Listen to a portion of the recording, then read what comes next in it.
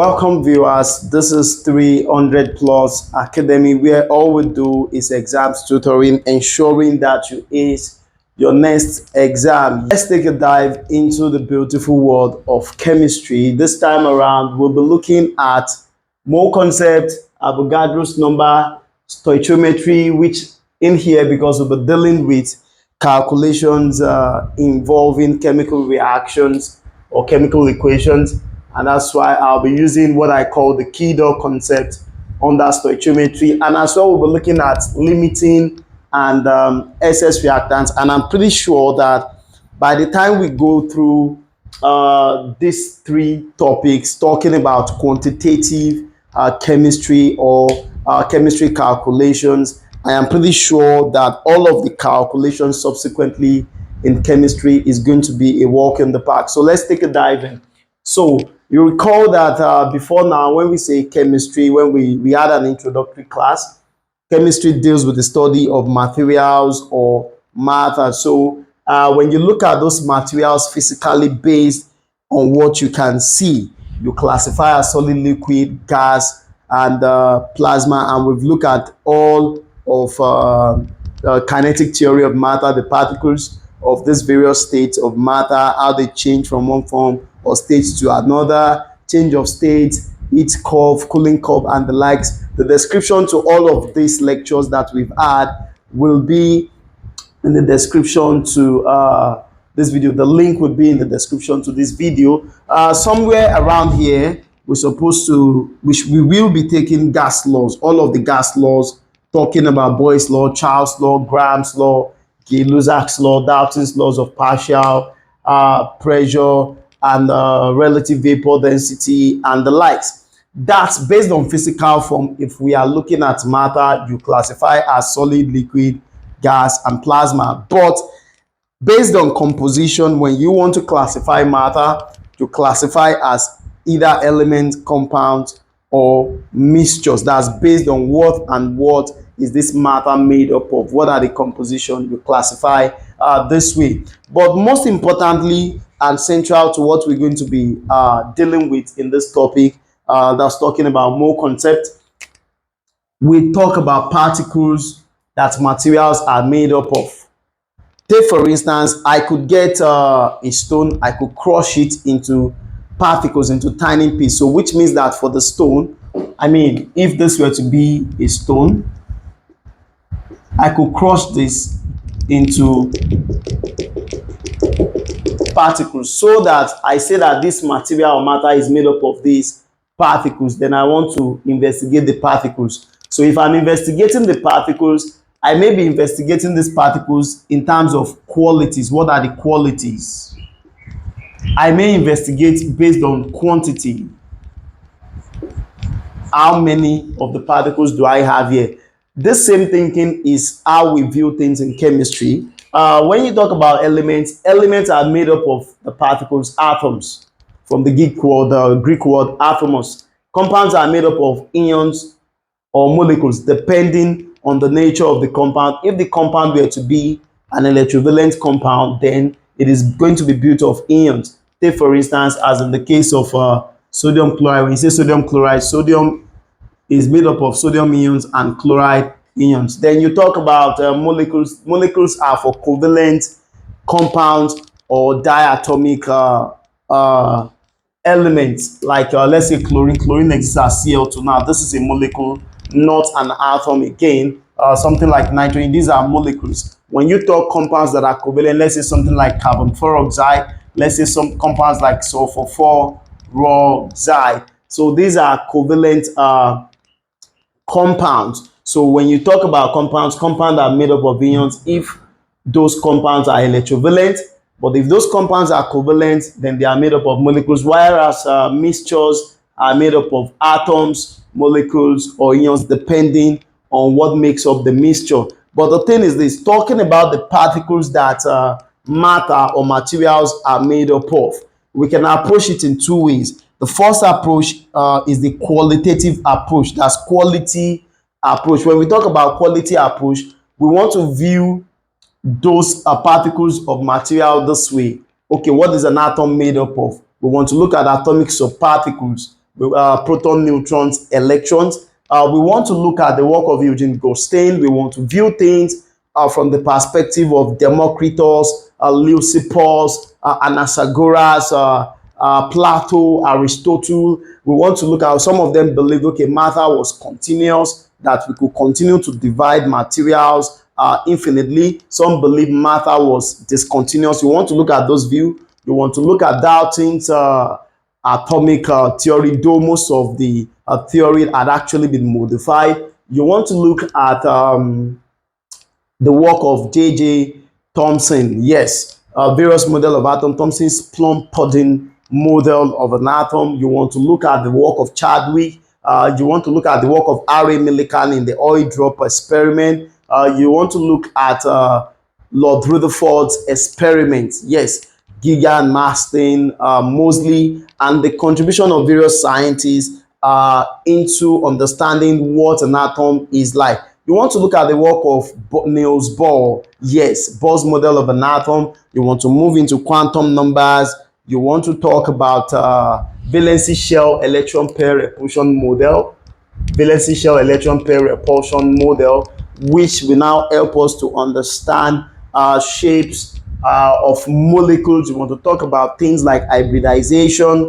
You want to look at electronic configuration, orbitals. All those are qualitative chemistry, because in the end, what they do or culminate into is, you see, all of those things I mentioned are the backbone of chemistry. These are things that will help us to be able to write our equations very well. Things like octet duplex electronic configuration, things like bonding. When we have a good knowledge, what it does is that it helps us as a chemistry student to transit from just memorizing chemistry into knowing, into understanding. You want to understand your chemistry very well.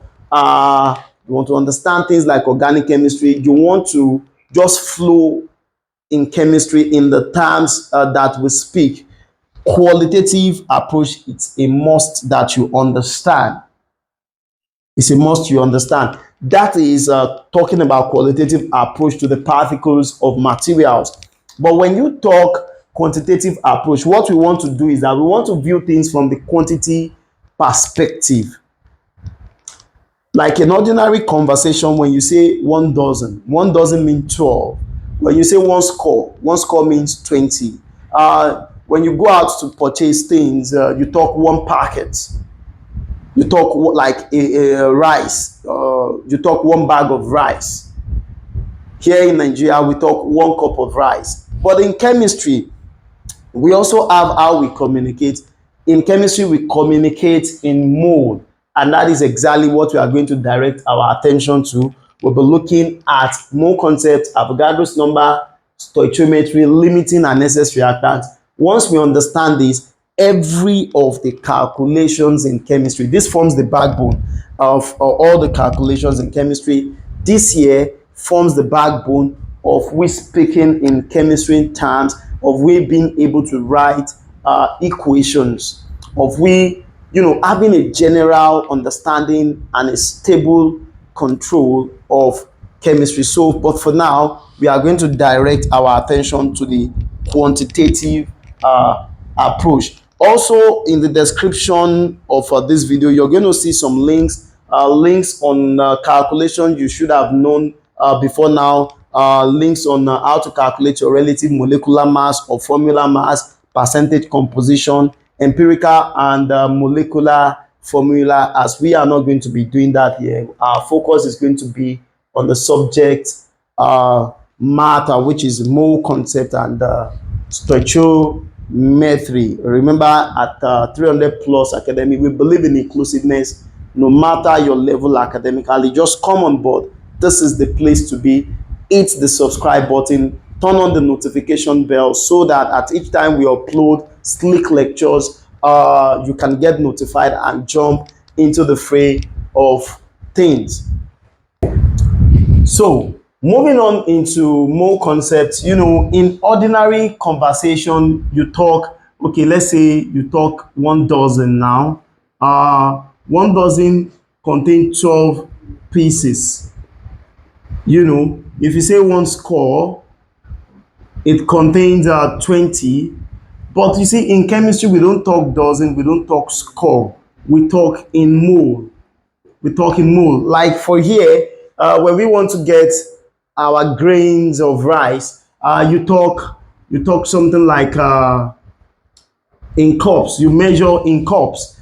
In chemistry, if I want to measure water, for example, I don't measure in cups. Let's say in chemistry, I want to measure water.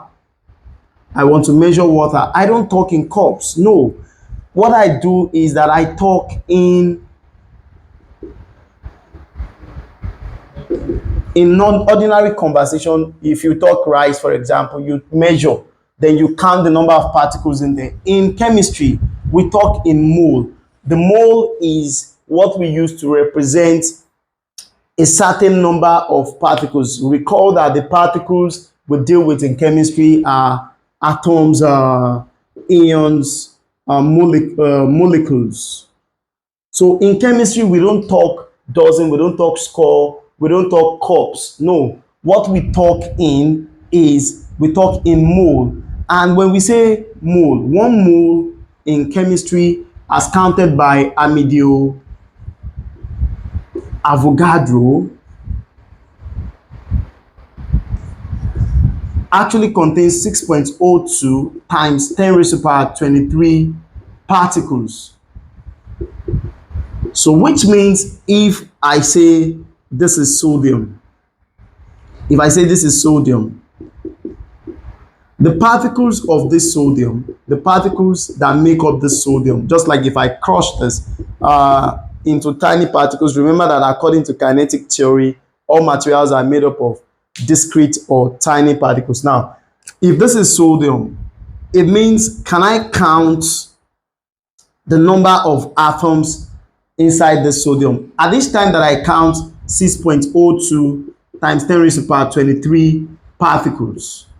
In this case, since sodium is an element, it is made up of atoms. At each time I count 6.02 times 10 raised to the power 23 atoms. That means 1 mole.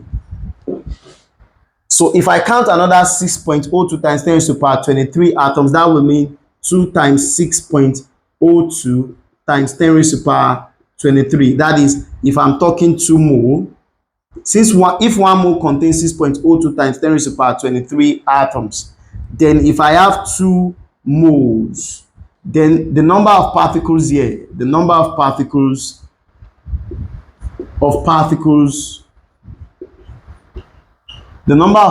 here will be 2 times 6.02 times 10 raised to the power 23. It's just like if you say 1 dozen is 12 pieces, then if you say 3 dozens, number of pieces there is going to be 3 times 12. It's something similar. When you have 2 moles, then the number of particles will be 2 times, since 1 mole contains 6.02 times 10 raised to the power 23 particles. And from there, we can just come out and say, okay, when we say number of particles n equals to number of mole times, let this Avogadro's number, this is what we call Avogadro's number.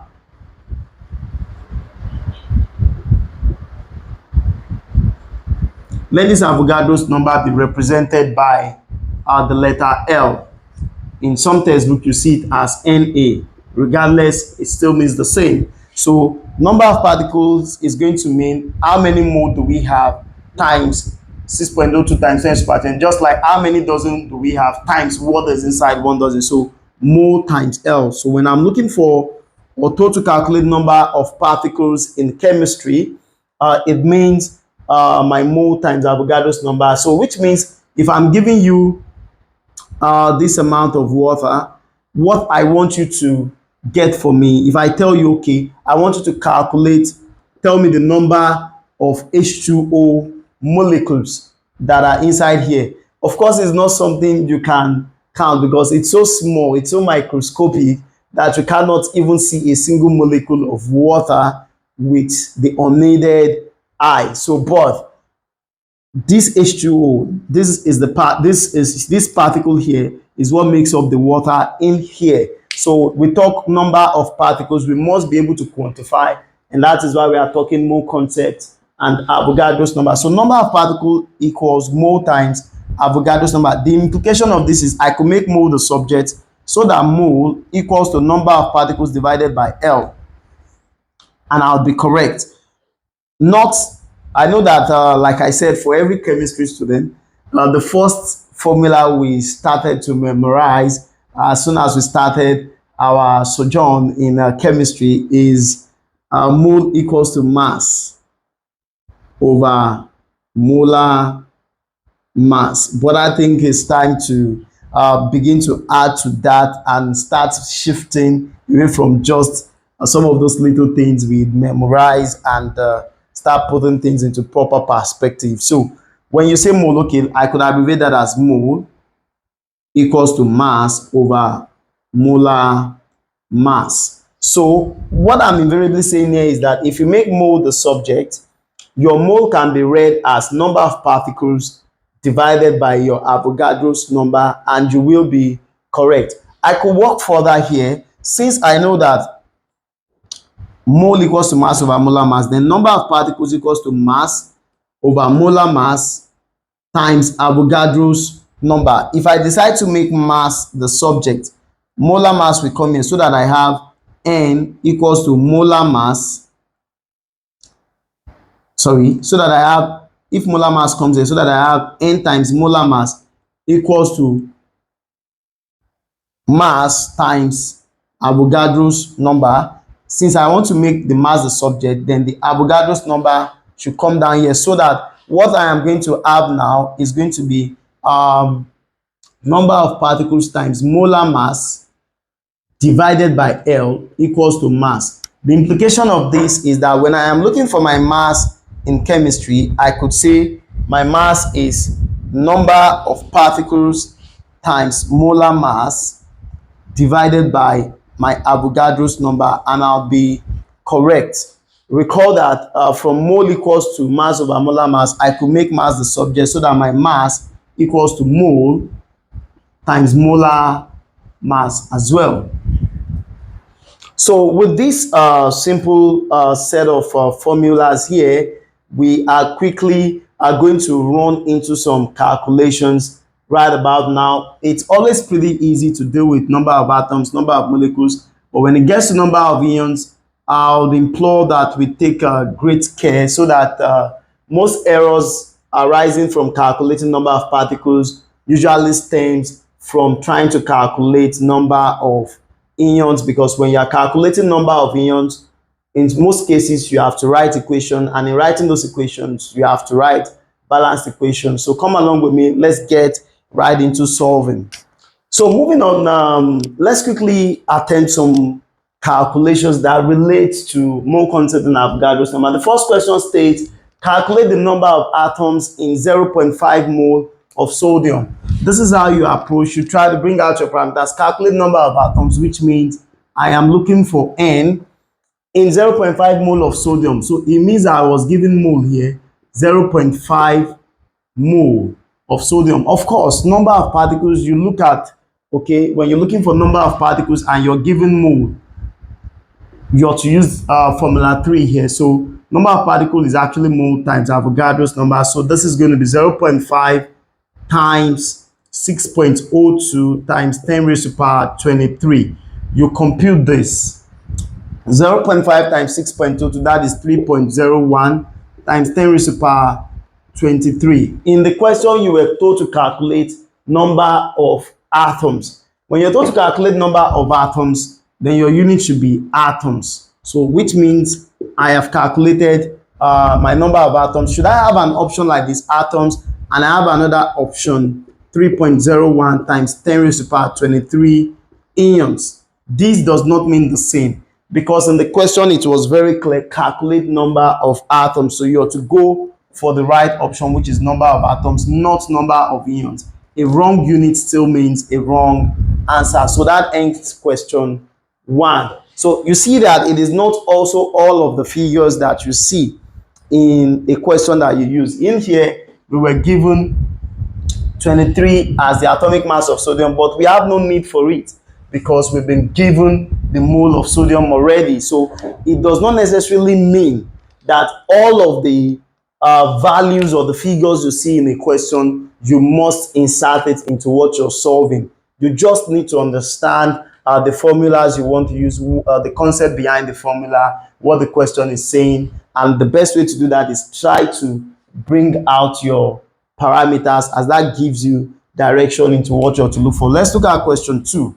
Question 2 says, how many atoms will be found in, how many atoms means you're looking for number of atoms. Number of atoms.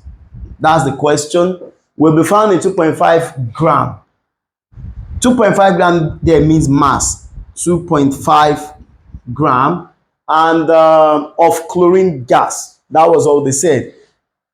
Of course, having this, you think of the formula this, because when you're looking for number of particles and you're given mass, this molar mass or atomic mass, as the case may be, is a constant. L is something you'll be given rather. L is Avogadro's number, which is a constant. So in the case I am given mole, I'm going to go with this. In the case I am given mass, I'm going to go with this formula. But be wary. Now, what a normal newbie in chemistry is going to do is to say, okay, number of atoms equals to, okay, mass over molar mass times L, and then go forward to say 2.5. The molar mass of chlorine, that's going to be 35.5 times 6.02 times 10 raised to power 23. And then you go like, okay, let me compute this. You get 0.424. 0.424 times 10 raised to power 23. Of course, this is not in standard form, so I need to move the point forward. I need to move the point forward one. So if I move this point forward, then I'm going to have 4.24 times 10 raised to power 22. When you move your point forward, that means a minus 1. Okay, I'm told to calculate number of atoms, so that's atoms. But if you do this, I am happy to announce that you are wrong. If you do this, you are wrong. Now, the right thing to do is, when you talk about chlorine, chlorine exists as a molecule. So it exists as Cl2, not Cl. So what you have done, the mistake is you used 35.5 when you should have used 35, when you should have used 35.5 times 2, giving you 71.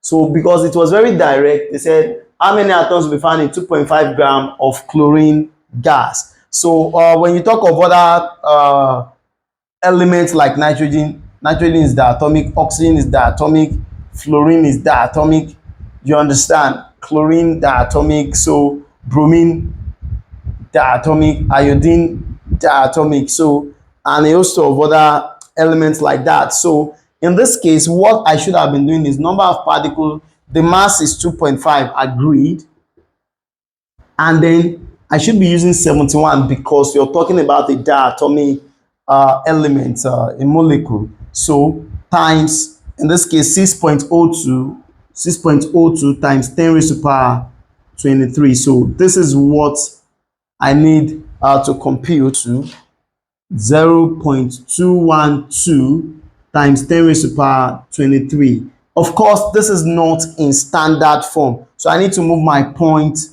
forward. I need to shift that forward. When I shift it forward once, that's a minus 1. So that's 2.12 times 10 raised to power 22 atoms.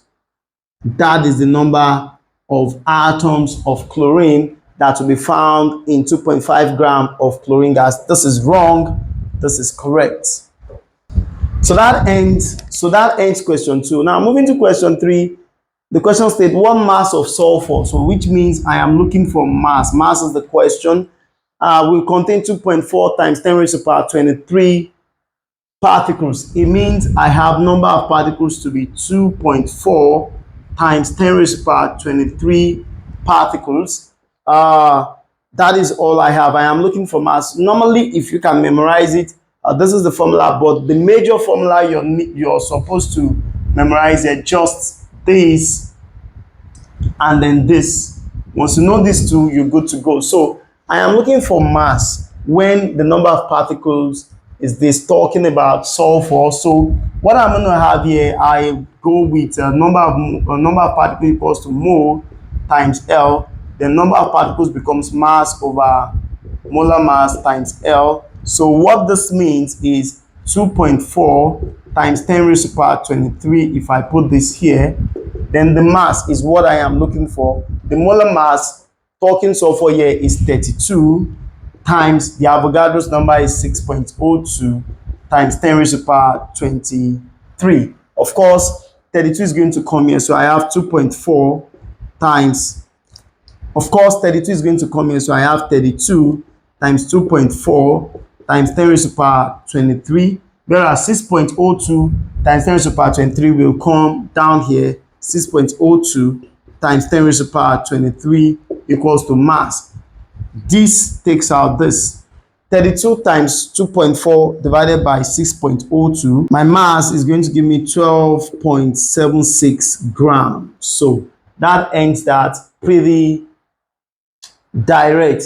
Moving on to question 4. This says calculate the number of ions. Recall that while I was explaining and introducing this, I said when you're told to calculate number of ions, you need to tread with great care so that you don't make mistake.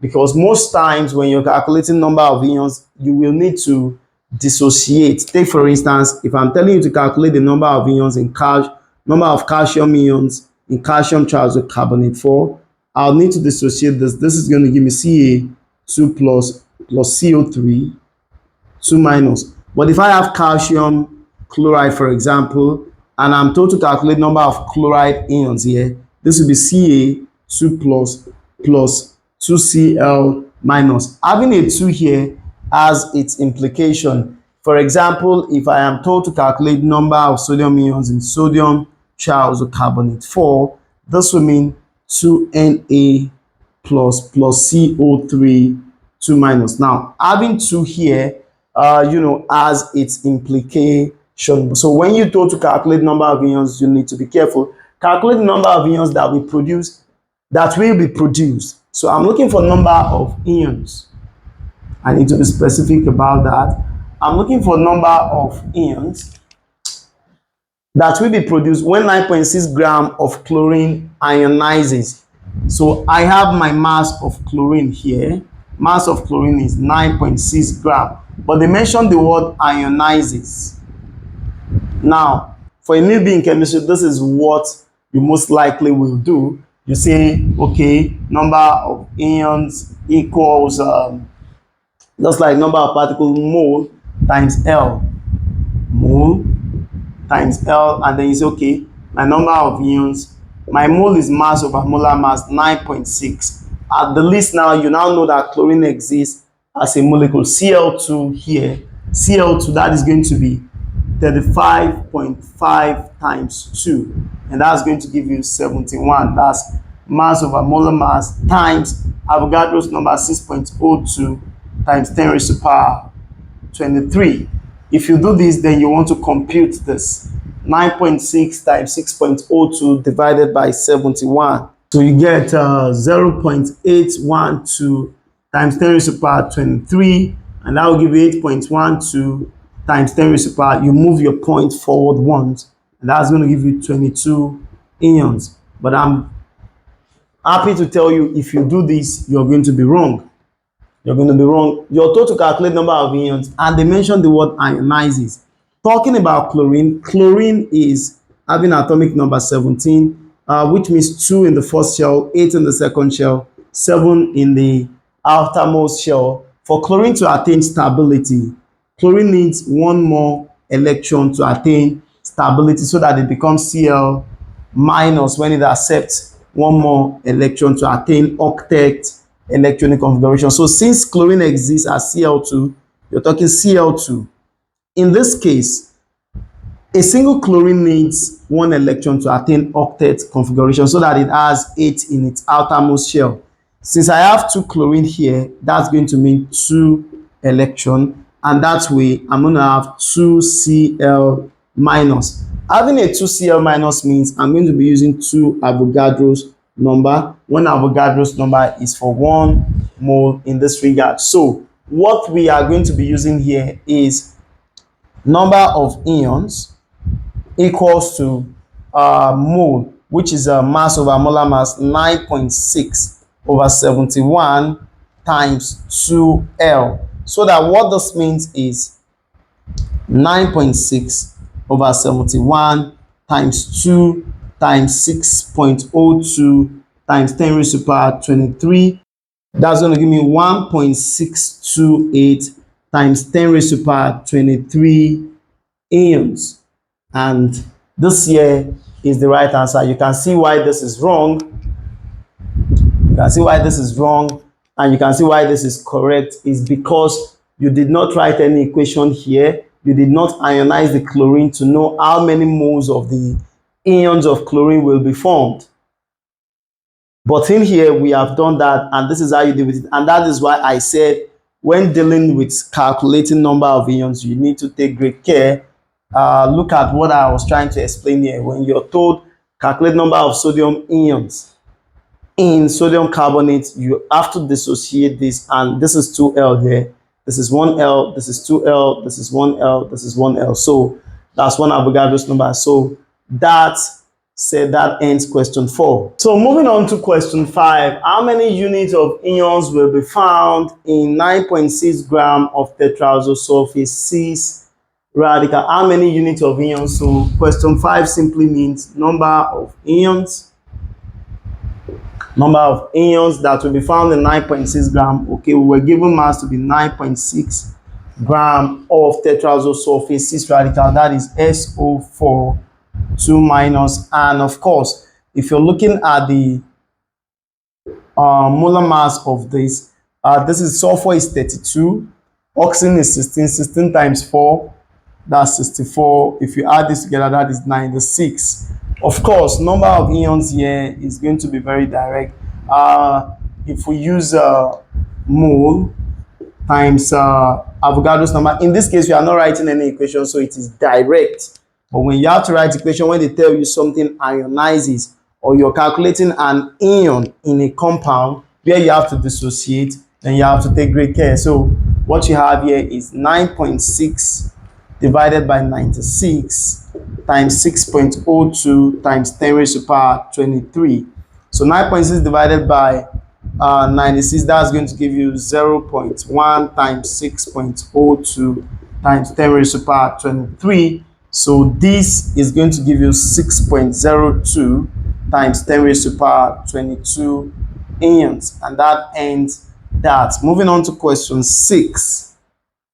Calculate the number of calcium ion in calcium triazocarbonate 4. So when you look at calcium triazocarbonate 4, when you're looking at calculating number of ions in a compound, you have to dissociate, you have to write your equation. So this means Ca2 plus CO3 2 minus. This is what I'm looking for. When I dissociate this is giving me 1L. So we good to go. So number of ions here, number of calcium ions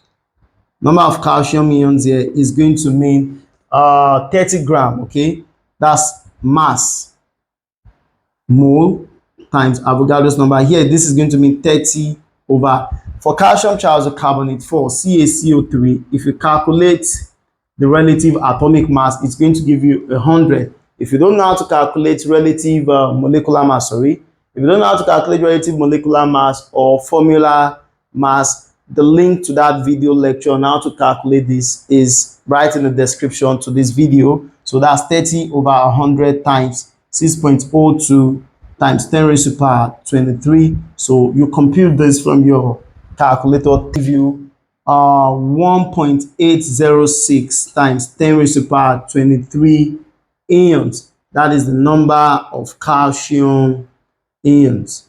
Then you'd be Correct. So that ends question 6. So moving on to question 7, it says calculate the number of Na plus, that's sodium ion, present in 0.25 mole of sodium tetraoxosulfate 6. So I'm looking at ion in a compound. What I want to do first is to dissociate. So this is sodium tetraoxosulfate 6.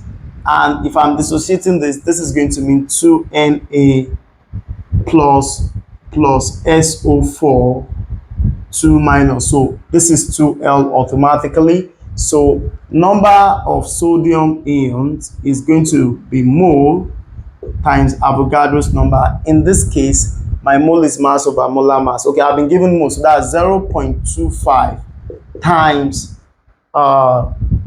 my Avogadro's number is 12 because I have 2 sodium here. So 2 times 6.02 times 10 raised to power 23. You see, I have no need for all of the relative atomic masses because I have already been given the mole of the compound from which I'm going to get sodium ion. So this will mean 0.25 times 2 times 6.02 to give me 3.01 times 10 raised to power 23 ions. That is the number of sodium ions.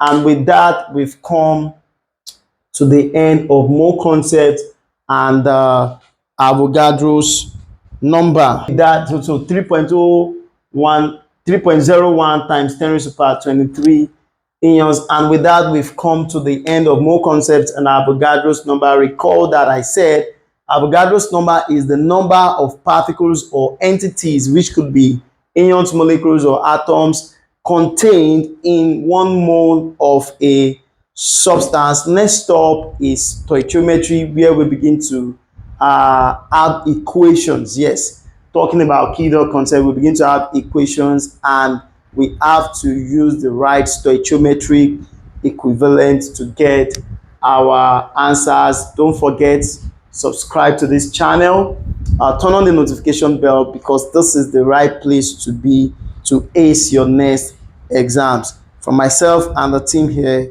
it's bye for now.